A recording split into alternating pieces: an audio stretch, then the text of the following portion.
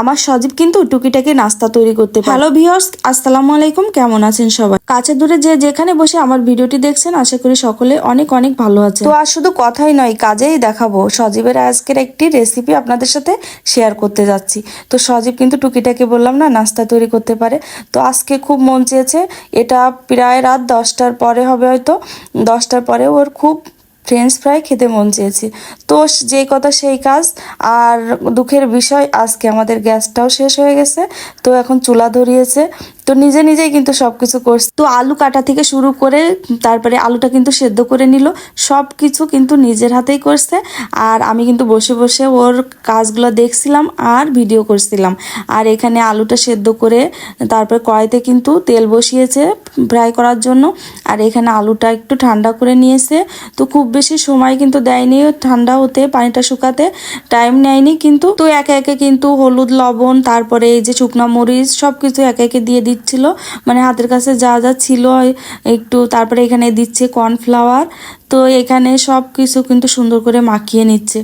তো হাতে কিন্তু সুন্দর করে মাখিয়ে নিবে। আর আমি কিন্তু বললাম না, আমি কিন্তু কিছুই করে দেয়নি। আর ও করছে ঠিকই, কিন্তু রান্নাঘরটার যা অবস্থা হবে সেটা তো আমারই পরিষ্কার করতে হবে।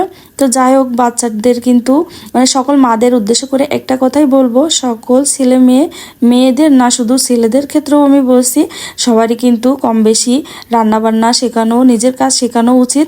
তাহলে কিন্তু আসলে কখন কার কোন পর্যায়ে যেতে হয়, তো নিজের কাজ নিজে শেখাই ভালো। তো এই যে এখন তেলটা গরম হইলে এখন অর্ধেকটা আলু এখন দিয়ে দিল। তো এটা সুন্দর করে ফ্রাই করে নিবে। তো আসলে কম বেশি ও কিন্তু নাস্তা টাস্তা তৈরি করতে পারে, চা তৈরি করতে পারে, ডিম ভাজি, আলু ভাজি, তারপরে এই যে বিভিন্ন ধরনের নাস্তা টুকটাক করে। আর আমিও বাধা দেয় না।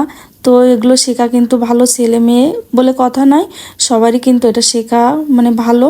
তারপরে এই যে ফ্রাই করে, তো আমি বলছিলাম আরও একটু ডিপ ফ্রাই করতে, তাও এখানে মানে আর দেরি সহ্য হচ্ছিল না, ওর খুব খেতে মন চাচ্ছিল, তাই তাড়াতাড়ি করে উঠিয়ে নিল। আর ধৈর্য সহ্য হচ্ছিল না। তো দেখুন যা হয়েছে, মাশাল্লাহ, ছোট মানুষ হিসাবে যেটা করেছে সেটাই মাশাল্লাহ অনেক সুন্দর হয়েছিল। আর খেতেও কিন্তু মাশাল্লাহ অনেক সুন্দর হয়েছিল। আর বাকিটাও কিন্তু ফ্রাই করে নিল।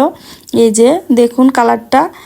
আর এটা খেতেও কিন্তু আমিও খেয়েছিলাম, আমাকে একটু দিয়েছিল। কিন্তু বন্ধুরা, সজীবের এই ফ্রেঞ্চ ফ্রাই রেসিপিটা আপনাদের কাছে কেমন লেগেছে? যদি এতটুকু ভালো লাগে তাহলে ছোট্ট করে একটা লাইক দিবেন এবং কমেন্ট করে আপনার মতামত জানিয়ে যাবেন।